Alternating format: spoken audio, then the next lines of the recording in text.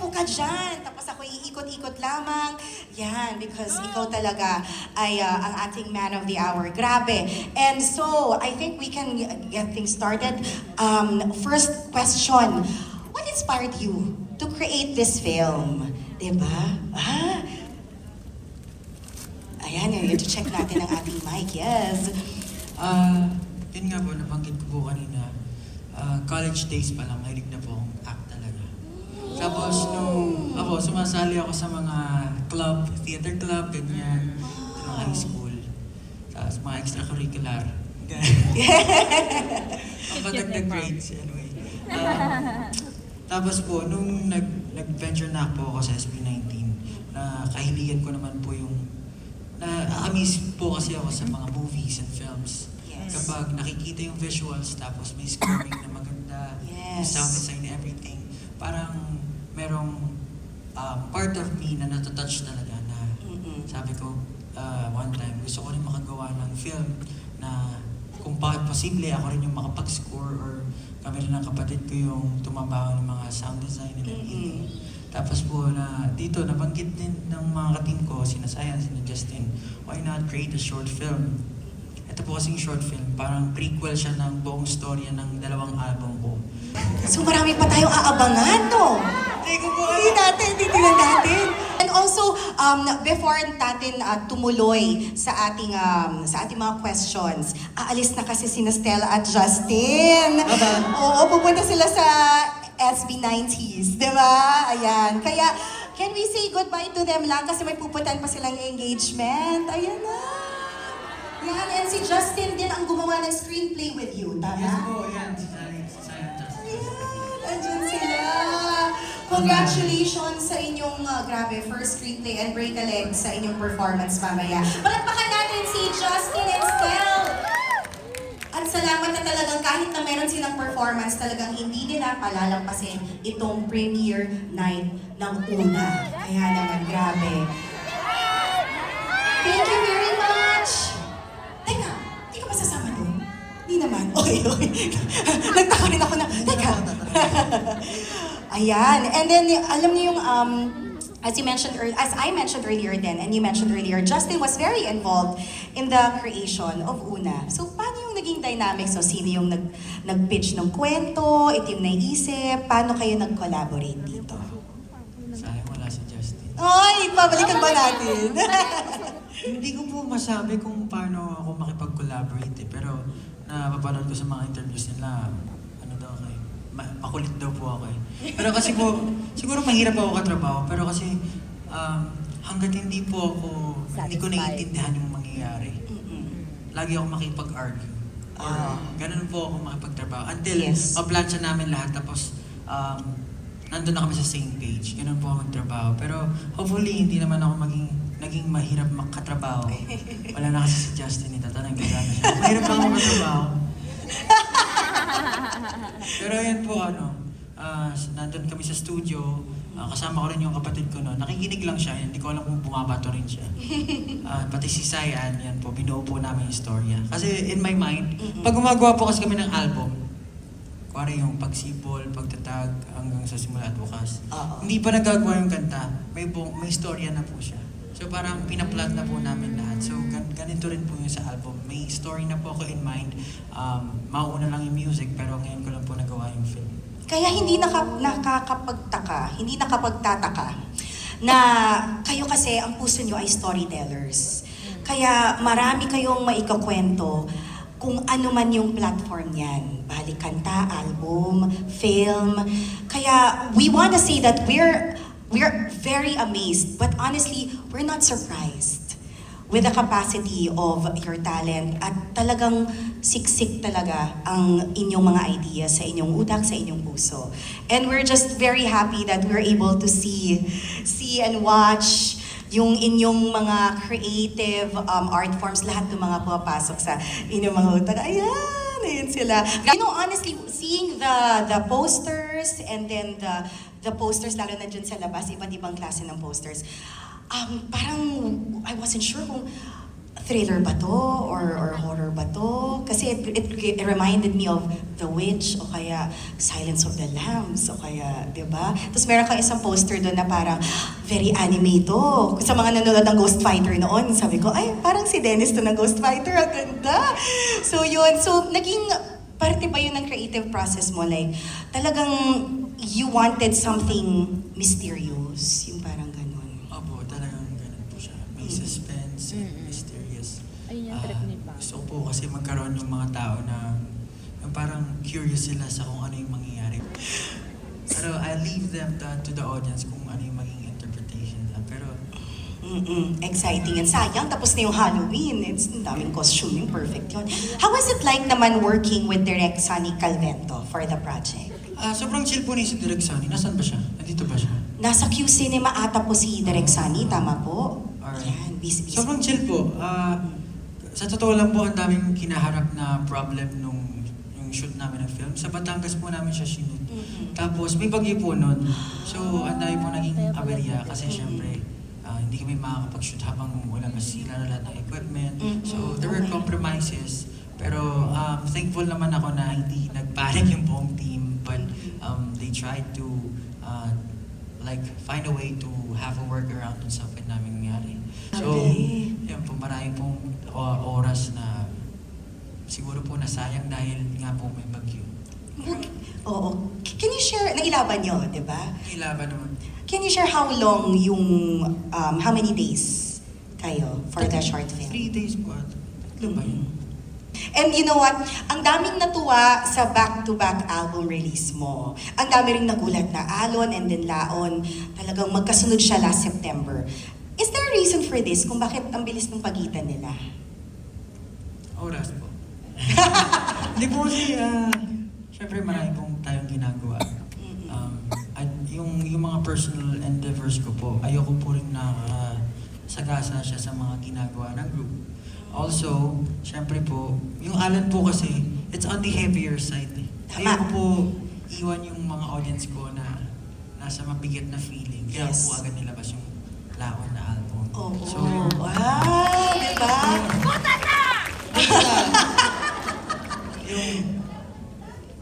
Diba? yung Alon, sobrang heavy po kasi nun eh. Actually, Tama. pag pinapakinggan ko po yun, hindi ko siya masyadong pinapakinggan kasi parang nare-relieve ko yung mga experiences ko before. So, hindi ko masyadong pinapakinggan. And kaya rin po may extra track dun sa Alon na Breathe. Kahit wala pa siyang lyrics, yung chord progression and then yung sound niya is leaning towards to something inspiring and hopeful. Oo. Parang sa ganun, Meron siyang ganun. makinggan yung mga tao dun sa Yes. experience ng album kapag pinakinggan po nila. Oo. Ayun po. Oh, thank you naman. Naisip mo kami doon. Wow, grabe talaga. Grabe talaga ang pinuno natin. Di ba, meron, actually naisip ko rin doon, para siyang, yung parang yin and yang, yung meron kang, di ba, meron kang, wow, bigat. Tapos biglang, ganyan na siya after, di ba? Kaya ang saya pakinggan. Kasi nga, kwento, experience, emosyon, yan din yung nararanasan namin dun sa dalawang album na nirelease. And, okay, are we able to share with us yung specific lang? Na-mention mo na parang ang bigat kasi parang yung, lalo na yung sa Alon na it reminded you of your experiences. So ano yung kwento ng Alon? And then ano yung kwento ng Laon? Yung Alon, waves in English. Joke ba yan? Parang yan po yung parang part in my life na parang tinuturing ko na obstacles, challenges in my life. Most of the songs, if not all, talagang naisulat ko po siya during my darkest times po. Siguro po yung, like yung Kumunoy, nasulat ko siya nung trainee days pa lang po namin.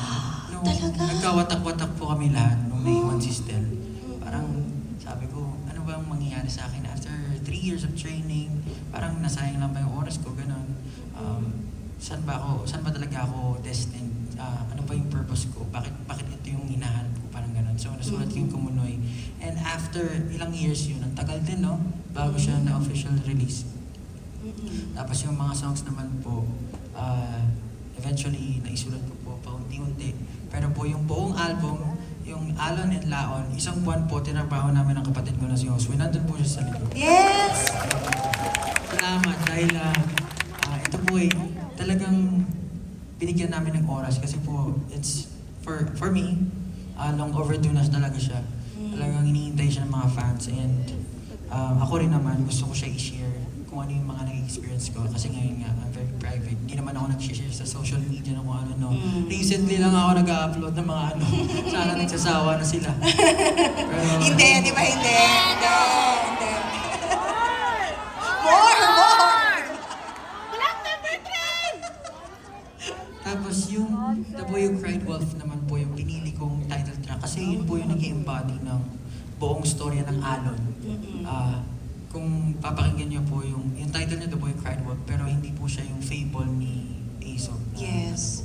Yung meaning niya po is parang isang katawan lang si sheep and At si si wolf. Wolf. Tapos yung laon naman po, yun yan, laon in time, in English, ay kalaunan.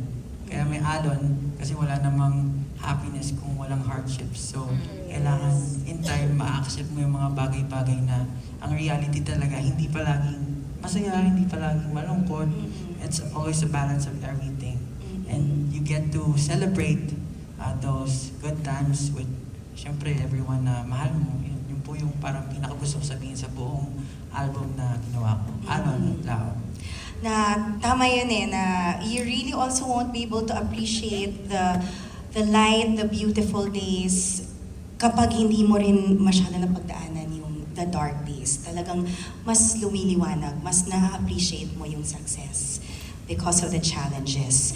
Grabe. And I'm sure marami tayong questions sa ating pinuno, di ba? Yan. Kung ready na tayo, we'd like to open up the floor to our friends from the media to ask questions. We have mics here sa ating mga aisle.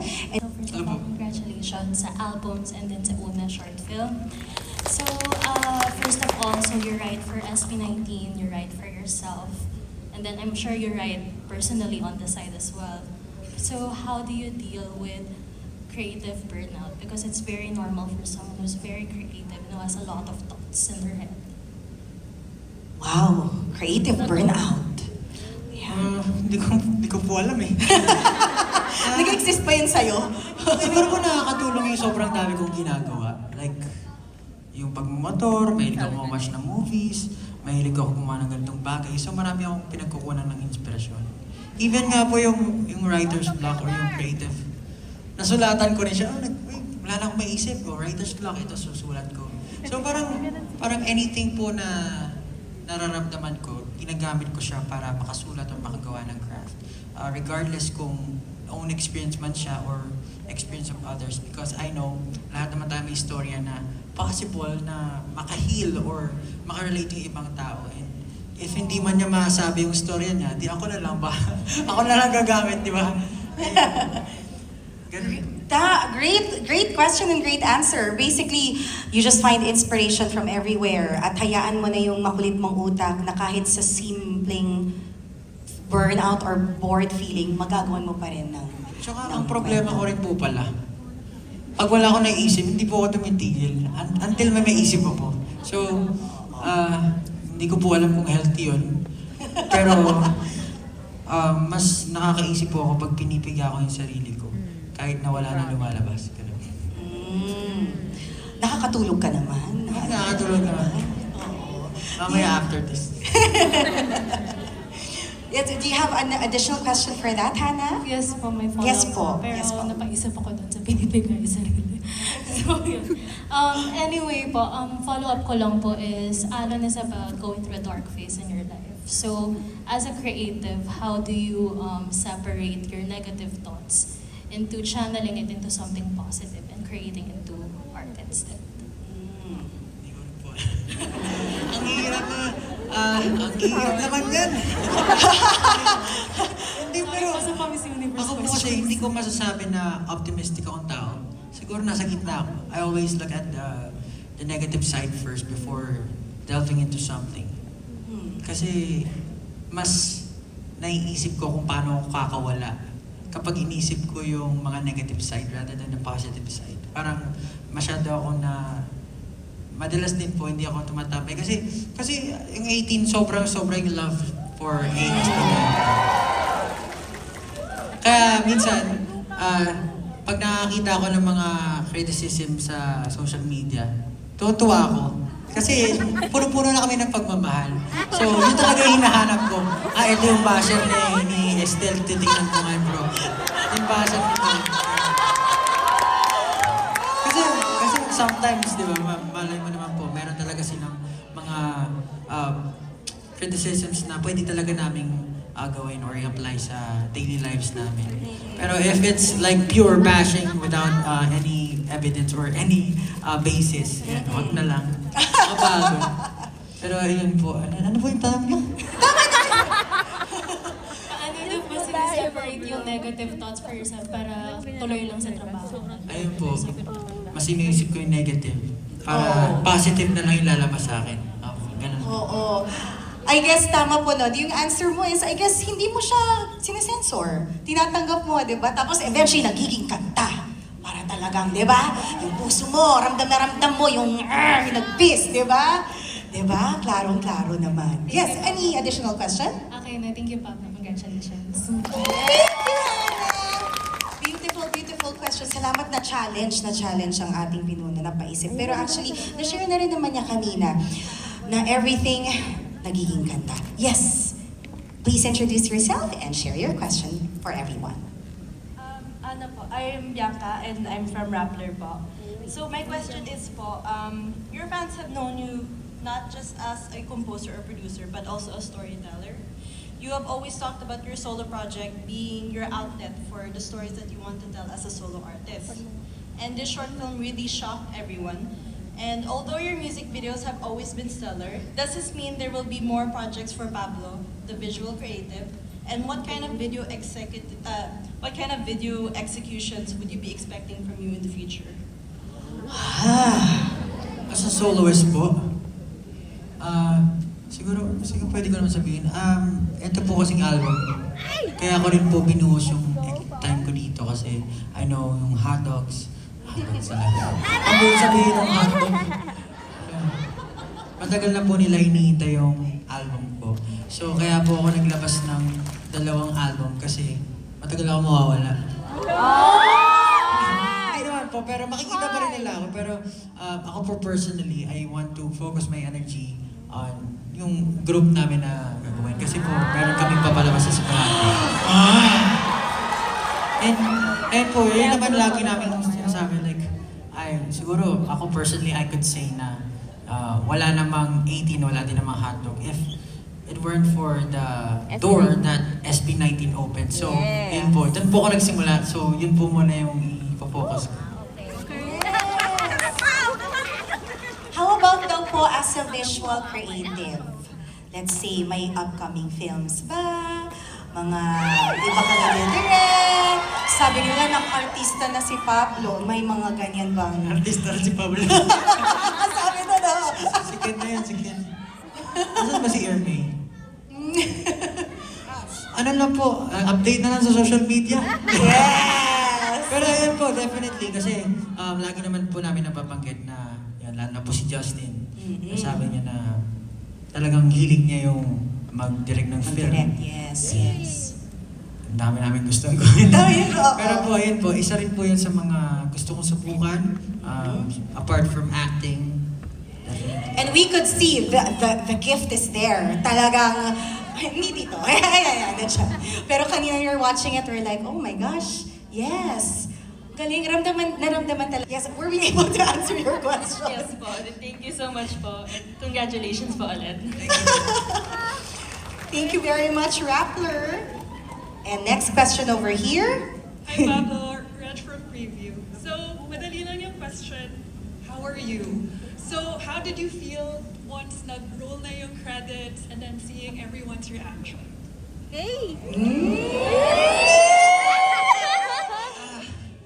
Kanina po, sobrang kinakabahan ako. Pero, iniisip ko na lang parang, yun nga po, sabi ko kanina, this is a piece of me na hindi ko madalas na share. If hindi man ako vocal sa mga feelings ko or emotions, through art or through this, sana na nakaka-relate sila or nararamdaman nila kung ano yung nararamdaman ko rin. I'm just really happy to like celebrate this milestone with all of these people. Kasi nandito naman po ako. At to be honest, nandito po ako kasi hindi dahil sa sarili ko lang. Nandito po ako dahil sa lahat ng tao na nandito ngayon.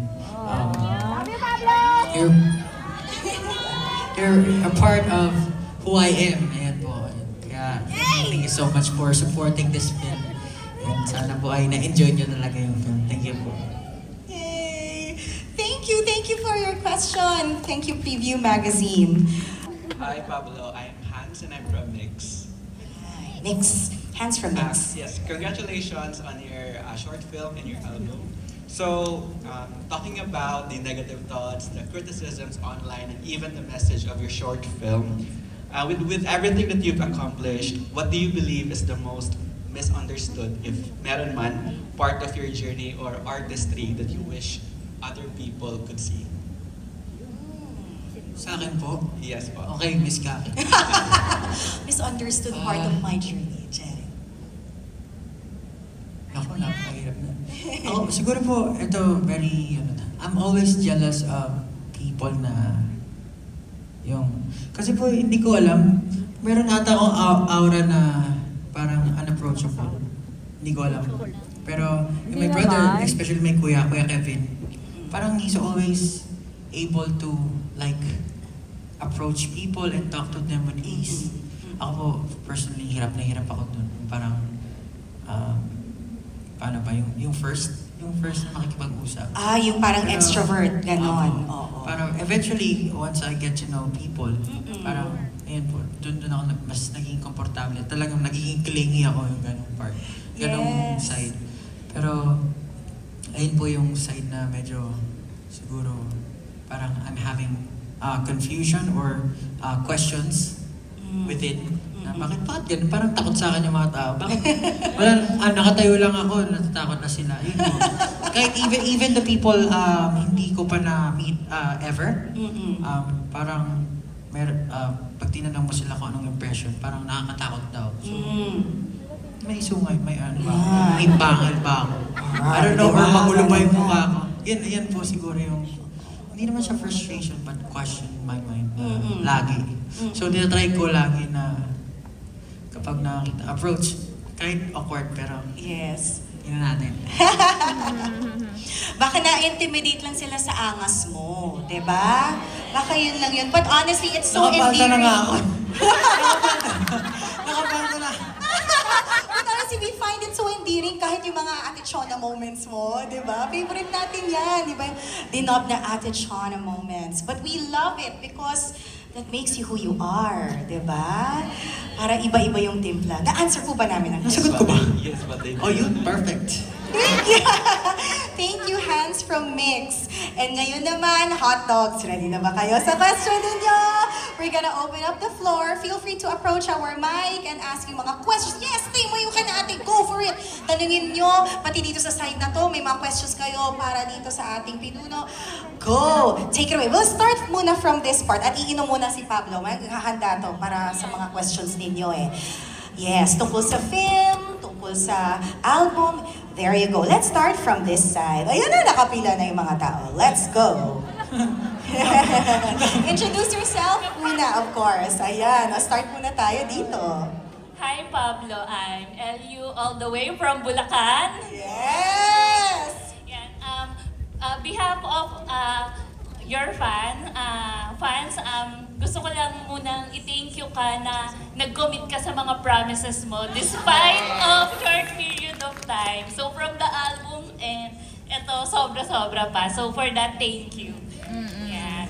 So eto na lang, may second backup. So knowing you Pablo na maraming kang alternative thinking, nung ginawa yung entire film and the script, may kinonsider ka ba na alternative ending or from the start yung ending mo is that is what you want na po?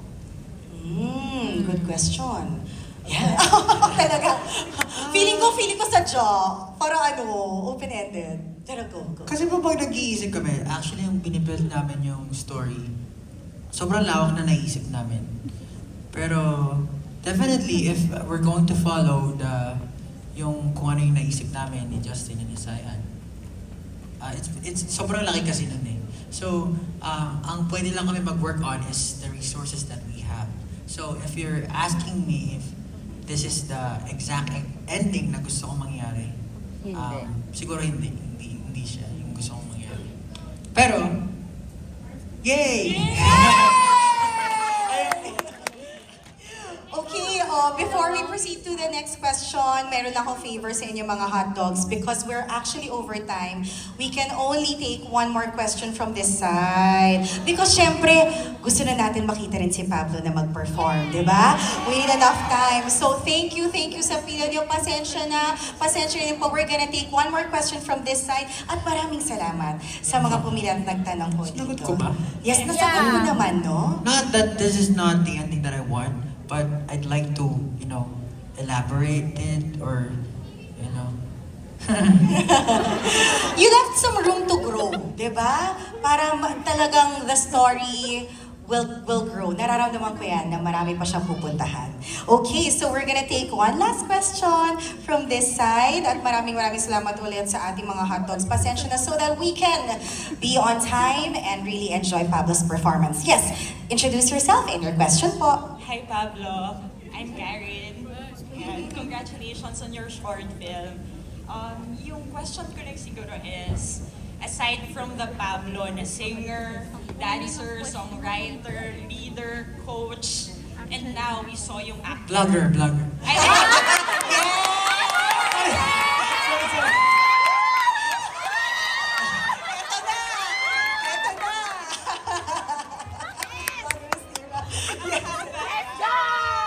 anong side ba ni Pablo yung hindi mo pa napapakita sa TV? Ay! Anong side mo daw yung hindi mo pa napapakita sa 18? Ay! Grabe! Ano to? May ginagawa pa ba ako? Sorry po, ang hirap isipin kasi parang hindi ako self-aware sa kung ano yung mga ginagawa. Ano pa ba ginagawa mo? Hindi naman side yun eh. Huwag ka.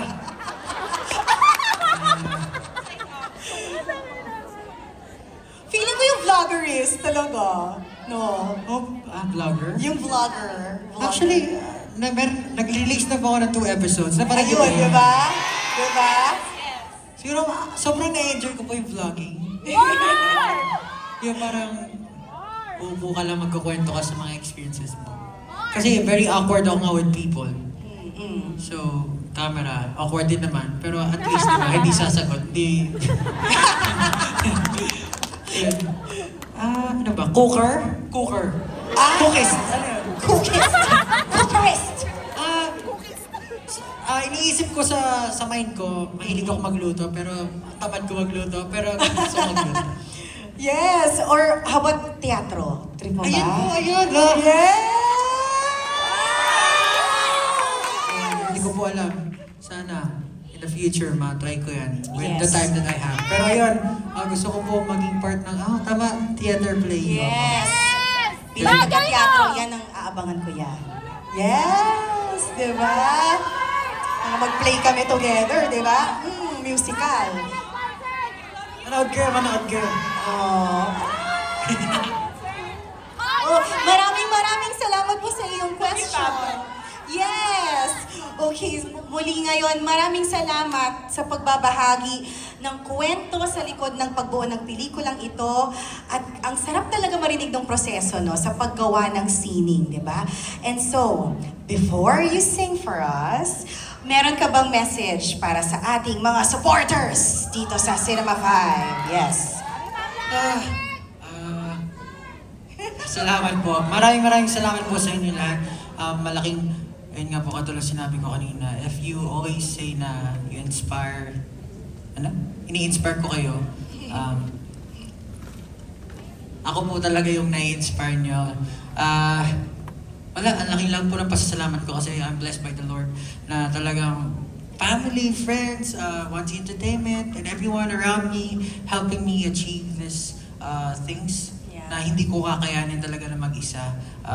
Maraming salamat po sa walang sawang suporta nyo. Lahat ng ito posible kasi nandyan po kayo. Ano pa ba?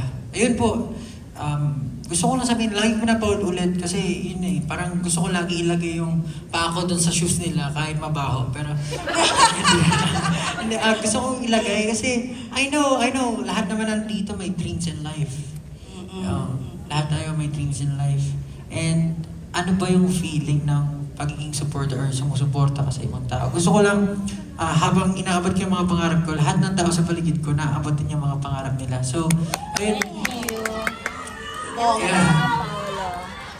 Doon sa community na nabuo ng 18, lagi ko sabihin na yung always choose to be kind, be a blessing to each other. Kasi hindi nyo alam kung sino yung na-inspire nyo, natutulungan nyo everyday. So, yan, pagpatuloy nyo lang po yung ginagawa nyo with all your heart. Maraming salamat. Maraming salamat din, Pablo. Thank you for allowing us to know more about your film and your music. Kaya naman, excited na ba tayo, 18?